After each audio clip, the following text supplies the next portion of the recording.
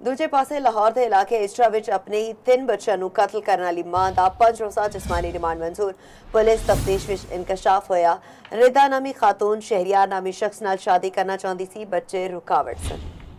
लाहौर दे इलाके इछरा विच पेश आउण वाले अफसोसनाक वाक़े ने हर आंख अश्कबार कर दी।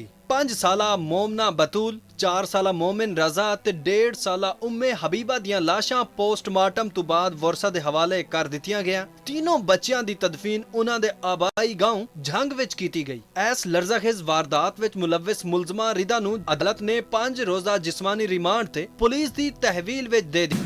दौराने तहकीकात इंकशाफ होया कि मुबैना कातिल वालिदा दी झंग दे रिहायशी शहरियार नाल दोस्ती सी।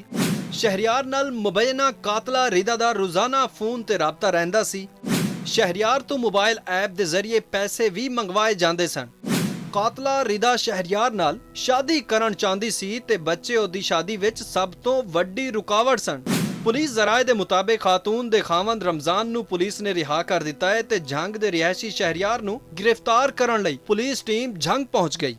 जो उसकी स्टेटमेंट है शौहर की, जो बीवी की, कोरोबोरेट नहीं कर रही थी। कैमरा वाली टीमों ने कैमरे देखे, जो टाइम वो बता रहे थे इतने बजे आए इतने बजे गए, वो सारी चीज़ों में तजाद था। हम जो आपको बात बता रहे हैं वो बात है जो वेरीफाइड हमारे पास अभी तक जो कॉरोबोरेट हो रही है with forensic evidence, with technical evidence. लेकिन एज द केस प्रोसीड्स तो इसमें अगर कोई और किरदार सामने आते हैं तो ऑब्वियसली विद एविडेंस हम आपके साथ शेयर करेंगे। पुलिस हुकाम दे मुताबिक हुण तक दी तशवीश विच सिर्फ मां ही बच्चियां दी कातिल है। आइंदा तफ्तीश विच जे किसे होर दा किरदार सामने आया तां ओनू गिरफ्तार कीता जावेगा। सैयद मुशर्रफ शाह, चौपाल, लाहौर।